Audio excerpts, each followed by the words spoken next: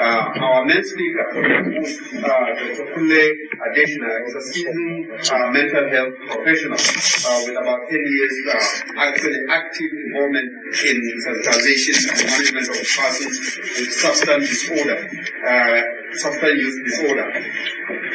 He's a founding member of the Vanguard Against Drug Abuse and a member of International Substance Use Professionals. He is the medical director of Royale Hospital. He hails from Osun State and married with children. He is a mental health professional, as I indicated, and addictologist. A term I never heard of. Addictologist, public health physician with special interest in community psychiatry, social and rehabilitation medicine. And he is therefore quite qualified to address this issue. May I call upon Dr. KUNLE, please, to come over and address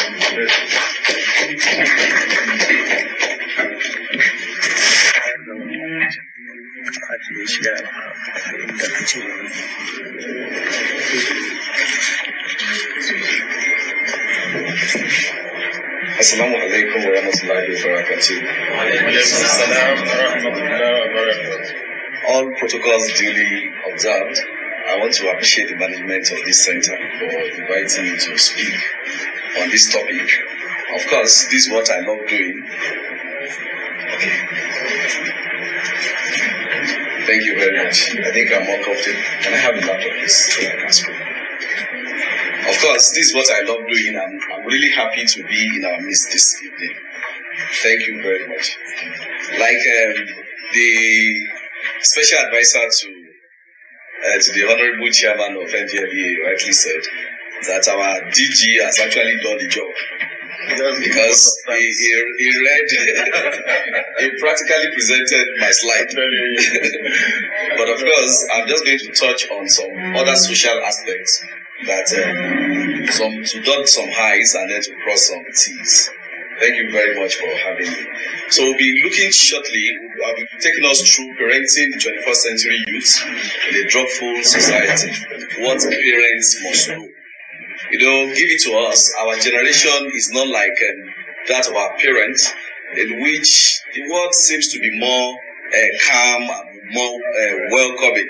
But of course, now we are raising our children in a more hostile community and generation. And so, as parents, we also need to be as smart as our words and our kids. All right, I will follow this outline. I will start by as a way of introduction.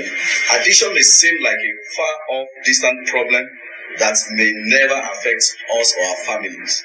In fact, in the last 10-15 years in this country, we see substance use disorder as a vague aspect of medicine.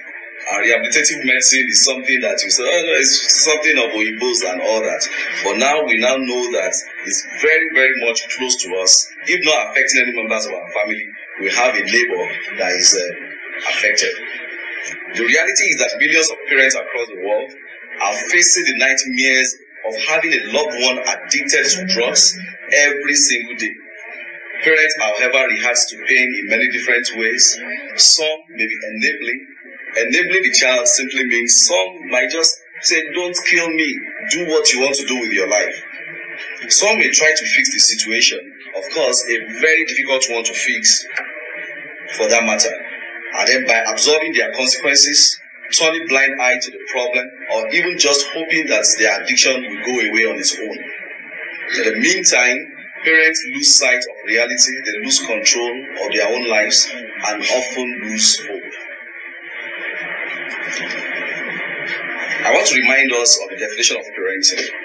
Parenting is an act that promotes and supports the physical, emotional, social, spiritual, and intellectual development of a child from infancy to adulthood. If you look at my words, I carefully chose them. Physical, because most of us as parents, we concentrate on the intellectual development of our children more now. Children go to school and then the first thing we ask them is, what's your position in class? We concentrate more in their intellectual development and then their physical development, forgetting that we also play a role in managing these words or developing these words emotionally, socially, and spiritually. Spiritually, very important. Youth is a period between the age of 18 and 30 years old. Of course, it's between childhood to adulthood. We should also not be carried away with the fact that some of our kids will tell us, oh, I'm now an adult, as though I don't need parenting again. No. If you look at the definition of parenting, it's from infancy to adulthood.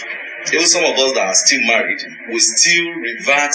If we are still blessed to have our parents alive, we still revert to the ideas, counsel of our parents. So we actually parent our children from infancy to adulthood.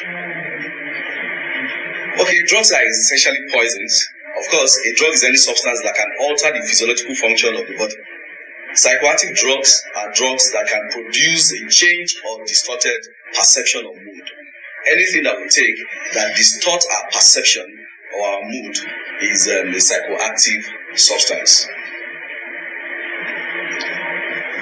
Drug abuse is the habitual use of drug not intended for therapeutic purposes. Therapeutic purposes that not intended for treatment. There are some people, like the DG rightly said, there are some people that are prescribed tramadol in the hospital.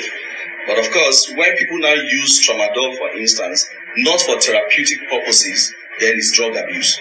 Solely to alter one's mood, affect state of consciousness, or to affect body function unnecessarily. That is drug abuse. Of course, that is also different from drug addiction. If you look at the next slide, we'll see that drug addiction is a chronic relapsing disorder of the brain that is characterized by compulsive and uncontrollable drug-seeking behavior.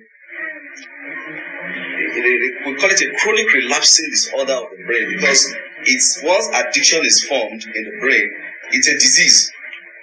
And managing the disease, even to the physician, becomes problematic because science calls it a chronic relapsing disorder of the brain. And that is why sessions like this is very important so that we don't watch the progression of substance abuse to actually get to the level of substance addiction. The continued use of drugs can lead to drug dependence. Of course, we use those terms interchangeably now. The newer addictologists prefer using drug dependence than drug addiction because we found out that drug addiction is a bit stigmatizing. But dependence, addiction, they are largely the same.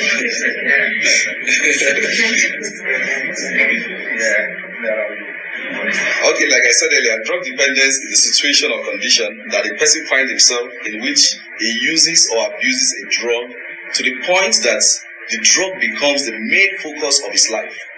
All he wants to live for is just to be able to finance that habit. Some will be working in very, very posh organizations and parastatal, get their salary just to fund the drug. Cars, fueling their car is not a problem. Eating is not a problem. All they live for is to be able to fund these habits.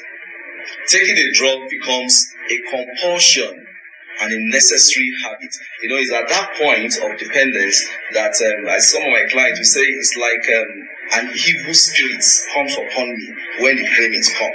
It's like Aljanu came and yeah. But of course, at that point, the brain is damaged to the point of only living to satisfy the cravings of substance. Of course, we have physical dependence and psychological dependence. In physical dependence, the body does not want to function again without the presence of the drug. And then psychological dependence, this person believes that he cannot live a normal life again without the presence of the drug in his system. Okay, I think I've said this. Is drug addiction a disease? Yes, it is a disease of the brain. I know this is actually the part of the suffering of a drug abuser or a drug addict. You see, some of my clients, give it to them when they develop this disease, they are also tired of using. Some cry in your office and say, "Doctor, I don't want to do this again," but they still find themselves doing it. But pathetically enough, we see even family members now throwing them away as though it was their making. Let me clarify this also so that we will understand. Substance use is the making of the person starting to use a drug or a psychoactive substance. You take yourself to use, or you allow yourself to be influenced to use. But when dependence arises, when addiction arises, it's no longer the person's fault now, it's now a disease. It's as though someone has a kidney problem. God forbid, if someone has a kidney problem, we will all raise money here to support. But in mental illnesses, especially drug dependence or drug addiction, we simply throw the person away and say, if you like, go and kill yourself. Failing to realize that this person has developed a mental disease that needed to be managed biopsychosocially. Drug addiction is a complex disease of the brain and of the body that involves compulsive use and of one or more substances despite serious health and social consequences. Drug addiction disrupts regions of the brain that are responsible for reward, motivation, learning, judgment, and memory. This is what makes us human beings. The part of the brain that makes us human beings is the part of reward that I know that I have to struggle to succeed. And when I succeed, the brain rewards me for the success naturally by releasing dopamine. Motivation, waking up in the morning, and then I'm motivated to go about my lawful business. Of course, learning, judgment, like our DG said, impaired judgment is one of the major effects of substance abuse. And then, of course, memory. People come to the facility with memory loss. So you can see these vital areas of the brain, the frontal, the prefrontal cortex, and all the other centers in the brain are the centers that actually make us human beings. The centers that make us to interact with among ourselves as social beings. It damages various body systems as well as families, relationships, schools, workplaces, neighborhood. The consequences of untreated drug addiction often include other physical and mental health disorders that requires medical attention. I won't bore us with the epidemiology because our DG has actually gone through most of my slide. It's no longer news that 40.3 million people by 2016 between the ages of 15 and 64 are hooked on one substance or the other in Nigeria. And then, of course, 1 of every 4 users is actually a woman in Nigeria. Then, in 2018 alone, Kano State consumed 3 million bottles of codeine in a day. 3 million bottles per day of codeine. But, of course, the risk factors of developing drug addiction or drug abuse. Lot of risk factors in our current society. We should give it to our children that even the youths, the way we are growing now as youths, is not the way our fathers grew. That is the truth. Nobody goes plucking mango again on the tree. Who does that in Abuja? I don't think we do that again. But you know, those are actually gainful activities that made our parents not to actually see some of the problems that this current generation youths are seeing. So, of course, as parents, we need to be smarter than our words to be able to assist them psychologically. Of course, school, lack of basic education on illegal drugs. I know that the NDLEA now, they want to incorporate substance use disorder or substance abuse as part of curriculum in primary and secondary schools. I've noticed from some of my kids, they now teach them substance abuse right from primary 4. Which, of course, is the right way, is the way to go, and then we need to reinforce that. Teachers are not aware of personal conflicts of their students. You know, gone are the days that we have counselors in schools. Now we don't have counselors. I don't think we have, except maybe the posh private schools in Abuja.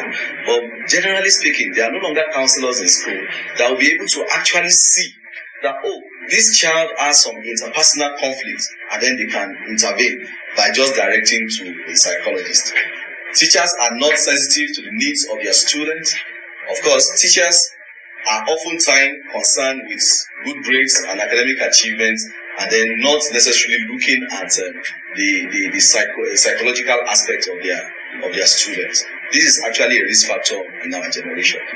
Of course, media is another risk factor, ranging from advertorials to the kind of songs that we are allowed on our national televisions. We see people. I went for a 10-year-old birthday party some time ago, and innocently the DJ asked the son. He said, "Okay, which song do you want to dance to on your birthday?" And he said, "Science students." And of course, they invited the father, who is about 48-year-old, and the mom, and then they started playing Science students, and they were dancing innocently. But of course, listening to the lyrics, as an addictologist, oh my God, if these people actually know what they are dancing to, because they were actually saying Kosewe, that they have mixed gutter juice together. You know, there's gutter juice, so I forgot to mention that. People now drink gutter juice to get high. Yes. So he said, okay, they have mixed gutter juice together, and then they have added tramadol, and then added herbs, and all the other ego and then the parents were actually innocently dancing with their 10-year-old child. So of course, what we allow in our media space passively or actively affects the youth of our generation. Sorry, the battery is going down. Okay. Let me continue. Cognitive factors, I've mentioned lots about that. And then, of course, psychological factors, some of our words that have low self-esteem, poor self-image. We just call them that, oh, he's shy. It might be more than that. They might need to see a psychologist and evaluate the kind of personality that they have. Of course, most of the youth wants to escape from reality. Depression is another one. We should not forget that depression is not only a social problem, it's a medical condition that actually has medications and that can be treated. So when we see someone withdrawing to himself, always staying alone, it could mean that this person actually needs medical assistance. And of course, some of them self-medicate by treating their own depression by themselves. Oh, my mood is low, I feel this way. And there's a friend said, oh, you can get high mood by just smoking this weed. And then that's it. Of course, biological factors, we know that about 60% of addiction is actually genetic. That is, some people have more propensity to become addicts. That is, some of the drugs that maybe many of us or some of us actually experimented with 1 or 2 drugs while growing up and then never really give it a damn again. But some people experiment with the same kind of drug and then they will get hooked for life if not treated because they have the gene that actually codes for addiction. Of course, some medical conditions like sickle cell anemia, people with attention deficit hyperactivity disorder, anxiety, cancers, they have more likelihood of tilting towards substance abuse because in Africa, we might not get comprehensive medical help. Okay, family factors. I will talk about this in my next slide when I will be talking about functional and dysfunctional families. Addiction is both an individual problem and as well as a family disease. A family system is defined as a unique interaction and relationship of each member of the family. Families are perhaps the most complex social system that we have. All families have basic elements such as hierarchies, roles, rules, both spoken rules and unspoken rules, pattern of behaviors, and interlocking relationship. And these are what constitutes family values. Functional families is that in which rules of the family and standard guidelines are strictly adhered to. And when a member of the family goes wrong, okay, but I think everybody can hear my voice. And then in a functional family, we have adults who are close and they share authority, not necessarily equality, but they share authority with their children and they support one another in a functional family. When a family member of a functional family becomes an addict, they have a likelihood of doing better than a dysfunctional family. Dysfunctional family is often characterized by members of the family system who do not acknowledge that any problem exists. Everybody grows on their own. Do not talk about problems, either communally or individual problems. Everybody shy away from the problem. They learn not to express emotions and needs or their needs, and then they learn how to become survivors in a dysfunctional family. Every child learns how to survive on its own. They suffer a loss of individual's identity, experience interruptions in emotional development, especially for children and their youth. The classification of drugs, I won't really dwell on that because our DJ has really done much about that. Of course, we have sedatives, opiates, stimulants, hallucinogens, lots of them that he has talked about. The other brands, like he mentioned, skunk, is actually a combination of marijuana and cocaine. Arizona is another brand. There are different names now that are popping up. Of course, methamphetamine is another drug that is common in Nigeria. I think there was an NDLEA video I watched recently that they rebranded methamphetamine. They actually rebranded the name of another drug.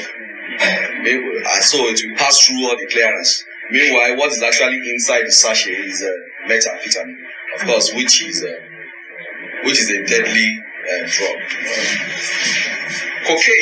Cocaine is what we were used to, that we watch in American movies those days. When you see somebody sleeping white powder, but that's cocaine and it's pretty expensive.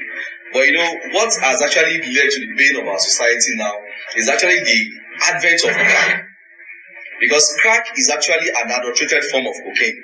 The dealers, of course, the drug, cocaine is an expensive habit to actually keep. A gram goes for around 18 to 25,000, which is just like a pinch. But of course, the dealers get the cocaine and then adulterate it. They add baking powder, add kerosene, add all manner of other components to crystallize cocaine and then makes it in larger quantity. And then, of course, as little as the quantity of cocaine that is inside crack is also potent, is as addictive as the mother cocaine. And that's why cocaine is one of the most addictive substances in the world. And then we should now know that in our own generation now, people now get addicted to substances without even knowing. I've had a client that it was a girlfriend that just gave him something to smoke. And he started smoking. And started going towards the girl every time.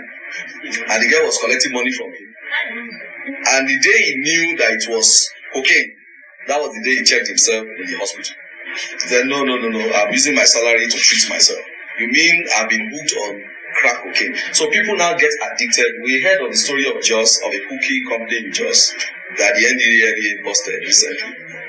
People order from Jos, they order cookies from Jos. Of course, the cookies was laced with marijuana. So innocently, parents goes to shop and buy those cookies for their children. We have also heard of a crèche in Abuja where a mother noticed that 25 babies were sleeping at the same time. How could 25 babies, infants, be sleeping at the same time? Can that be possible? The first day, the second day, and then by the time they ran drug tests for all the children, they saw that they were actually positive for codeine. So you see, in the crèche, it gives them codeine to sleep while they relax. And you will think that you are at work, your children are safe in a crèche. That's the kind of society that we have found ourselves. Of course, ecstasy, alcohol, there are other substances that are abused. Locally abused substances, people abuse 10 days old urine, dry purple leaf, hypobleach in lacacera, tom-tom in lacacera, burnt bitumen, dry plantain leaf, burnt tires, spirogyra, lizard dung, sniffing of gutter and of toilets, gums, and also all manner.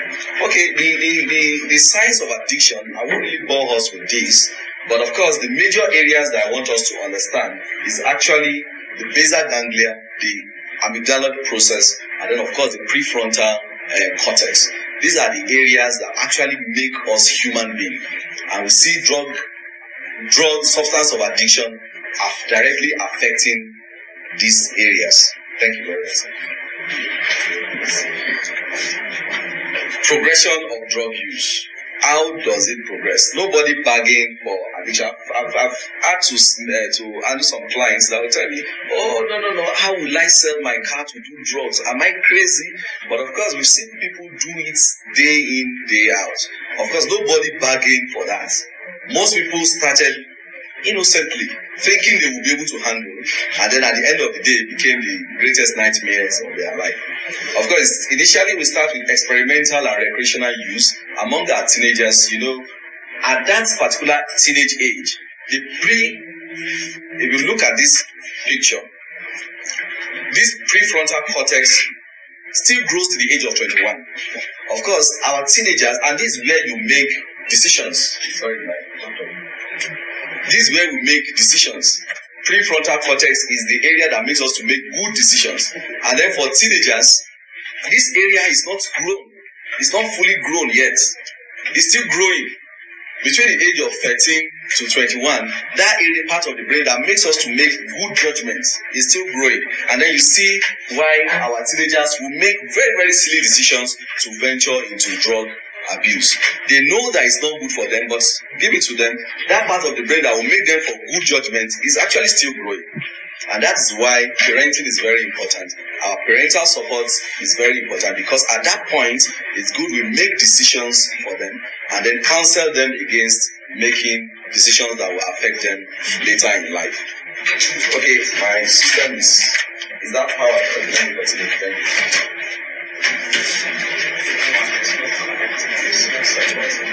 Okay, yeah, no problem. You can connect this. So, experimental and recreational use, that's the initial bargain of everybody. But of course, worsen over time. Some people use substances circumstantially or occasionally. They say, when I couldn't sleep, then I had to use this substance to sleep. When I couldn't do this, I had to, that's circumstantial use. Still controlling the use of drug. But of course, regular or intensified use, now this person now sees that the pain that I was using it for, I cannot do without the pain again. The pain will always be there if I don't see this drug. And then they will become regular users of those substances. And before they know it, they become compulsive users and addictive users. And it's at this point that medical treatment is important. Okay, common signs of drug abuse. Lots from head to toe, lots of. But of course, the ones I picked out are the ones that the family can easily pick, not the technical ones. Of course, weight loss. This young child is eating very well, eating voraciously, but yet still losing weight. Then we should be watchful. Some of them, you see their eyes get sunken. Some might have stinge of either yellow discoloration of the eye or the red discoloration of the sclera. Either one of them, the mother, why are your eyes always red? We should be watchful. Of course, when school grades start dropping, then it's likely this person has been doing well, school grades start dropping, that should raise a red flag for us.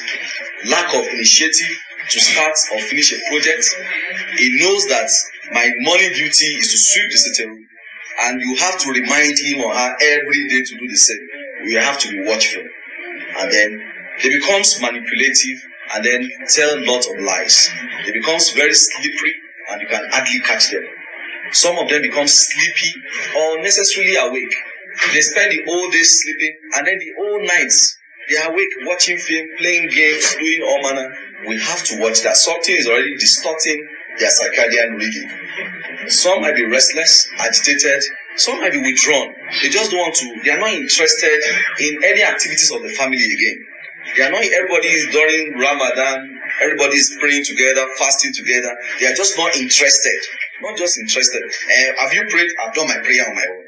Have you eaten? I've eaten in my room. Then we have to be watchful about that. Of course, depending on the substances used, codeine is a mental depressant, is a CNS depressant. Most of them will present with slurred speech. Talk very sluggishly and slowly. And then the response time becomes increased. You ask, what is your name? Say, are you asking me what is my name? Okay, my name is... You understand? You should be watchful. If you ask somebody, what is your name? I'm Adeshina.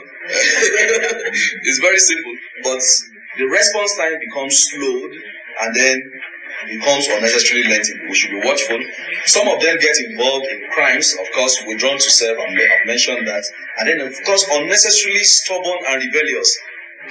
Not respectful. They are so disrespectful.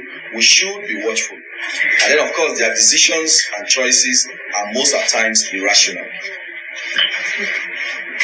Okay, course, money and valuables are lost. And then, of course, stealing becomes the order of the day. Steal people's properties. Some of them might become paranoid, suspecting everybody around. Suspecting their mom, their dad. Mama wants to kill me. My grandmother is a witch. This one. From nowhere, things are just coming. Some of them might be hallucinating. The hallucinatory effects in the brain. Hearing voices. Oh, the leaf is talking to me. The walls are moving and all that. So we should be watchful. Okay, effect of drug abuse. This is the effect of, okay, there's a picture here of Teresa Baxter, or someone that used methamphetamine. You can scroll further. Okay, methamphetamine for the period of 3 years, 5 months. Okay, thank you. Sorry, please. It's still booting.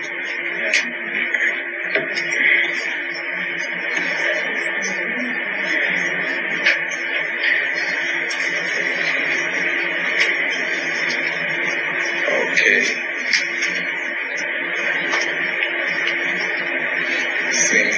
Sorry, please, 1 minute.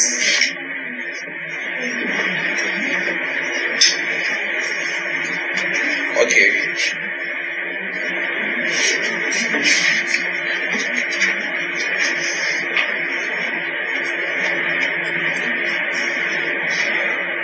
Okay, yeah. So here's a differential picture of it's not displaying, it's here.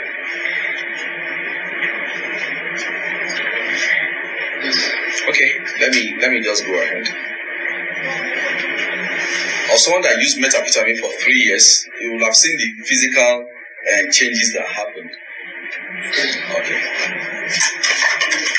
Am I there now? Okay, good.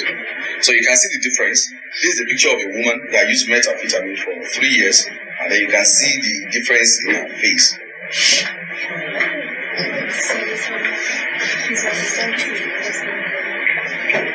Consequences of drug use and addiction.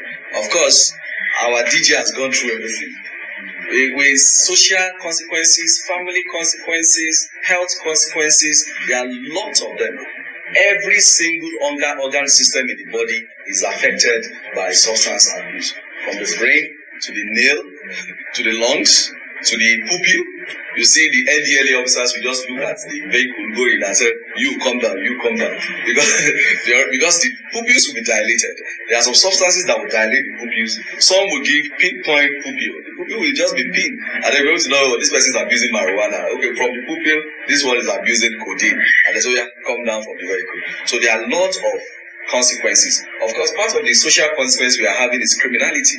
You see, nobody is safe again in the country because of majorly drug. In fact, it's United Nations Office on Drug and Crime. They go together. Drug and crime are best of friends.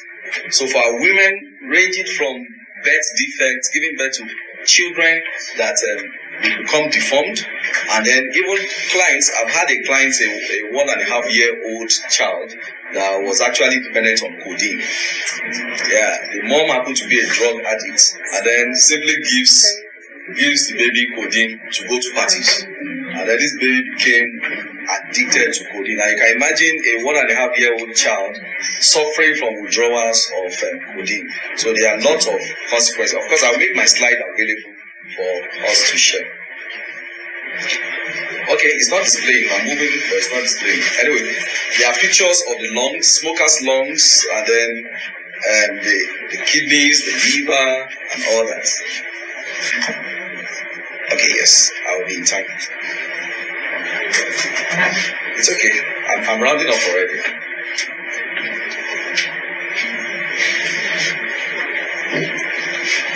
Okay, the way forward. Way forward for substance abuse or drug addiction is actually prevention. In fact, when they said prevention is better than cure, I think it's mostly applicable here. Prevention is easier, is cheaper, is more interesting than trying to cure drug addiction. Of course, primary prevention, like what we are doing now, sensitization of the public, targeting groups that have not started using drugs, encouraging them not to venture at all. Not to venture at all to using drugs. And that's the primary target of our presentation here. And then, of course, that will go to mass media, family units, getting back home and sensitizing our children not to venture into any illicit substance. Of course, the second level is secondary prevention, and this level it consists of uncovering potentially harmful substances that's abused and the people that are already using, to be able to identify users that are not yet addicts. At the secondary level of prevention, we can be able to salvage most of them. Of course, the tertiary level of prevention is for damage control. This program will focus directly on intervention, on tertiary treatment of people that are dependent on one chemical or the other. It ranges from assessment and diagnosis, referral to treatment centers, case management, the entry into life, and then full-blown rehabilitation. I will conclude by going through the principles of effective management. Number one principle for effective management is that for us to know that addiction is a complex but treatable disease that affects the brain function and behavior. So addiction is one unique disease that affects the brain function and even the behavior of the individual. There's no single treatment that is right for anyone or for everyone. All treatment plan is individualized. When we see our clients, we have to do a care plan for each person, because every person, they might be abusing the same substances, but responses are different. Of course, people need to assess treatment quickly enough. Number four, effective treatment addresses all of patients' needs, not only their drug use. Staying in treatment long enough is critical in addiction management. Some people will say, okay, maybe the minimum hospital stay for our clients, say, okay, 12 weeks hospital stay, and they're like, why, doctor, is too much? But of course, we know that healing in the brain is very slow. For each stick of cigarettes that we smoke, we burn millions of neurons. Not to talk of crack cocaine or marijuana. Millions of neurons are destroyed. And these neurons, once destroyed, we can't recover them back. But of course, what we do medically, through medical detoxification, is to actually identify, okay, the sick neurons, how they will not progress to become permanently damaged, but not to regain back the old ones, the ones that are damaged. Also, we know that treatment must not be voluntary to be effective. You know, one thing that most of the parents think is that, oh, we'll cancel our children till they are willing to come into therapy. It's not always like that. Treatment does not necessarily to be voluntary to make it effective. Because at that point that psychoactive substances are in the brain, your children relies on your own brain to make decisions for them, because they cannot make decisions on their own. If you say they should choose between cocaine and their mother, they will choose cocaine. Of course, that is a distorted judgment, and that is why those people cannot even give consent. You can't give consent for your treatment, and they rely solely on family support to actually check them in to treatment. Medically assisted detoxification is very important in the long-term outcome of our clients. All right, in conclusion, I will talk about the myths of addiction. I know that I will make that session interactive because I know that everybody has heard of one myth or the other about addiction. I've had people that will tell you that, tramadol is a sexual enhancer. Of course, that's a myth. That is not true. But of course, those myths are what our children moves around with. And then social media feeds them with that. Oh, marijuana is a painkiller. Okay, it's not true. That's a myth. Because Panadol will do more pain-killing work than marijuana. What marijuana will do is to release dopamine, and then you have the euphoria of what you are taking. And then you forget about your pain for that meantime. So, is there anybody that has come across any myth of addiction? So I want us to round up with that. I've rounded up my session. Thank you very much. So, myths of addiction. One or two people that has heard of one myth about addiction that we know that is not true. Yes, sir. makes you think faster and higher. Oh, very good. Marijuana makes you, if I to say marijuana makes you read. Yeah. Of course, it's deception. You read and then you forgot that it destroys memory center. You stay all night to read, and then you go to the exam hall, you became blank. Of course, that's a myth. That's a myth of addiction. Yes, thank you. Yes. Like if Tramadol or any sort of drug, like if say you are a long driver, it makes you more fit like. Okay, it makes you stay awake. Okay, actually, there are some substances that will keep awake. There are some substances that will sedate. So that might not necessarily be a myth. It might mean that, okay, it's a reality. Because if you take codeine, you're likely to be drowsy. If you take something like marijuana, people that take marijuana, it makes them alert. Of course, alert and then become restless at the end of the day. Okay, we can adopt that as a myth of addiction too. Okay, I think with this, I will leave us with our questions. So if there are any questions, we can ask. Thank you very much. Yes, thank you very much, Dr. KUNLE Adeshina. Because we have the second expert, we leave questions after the second expert has delivered, so that we can get the questions all together at the same time for both experts, including our DG, who is also demonstrated some expertise. Please, we thank you very much, Dr. Adeshina. Please give him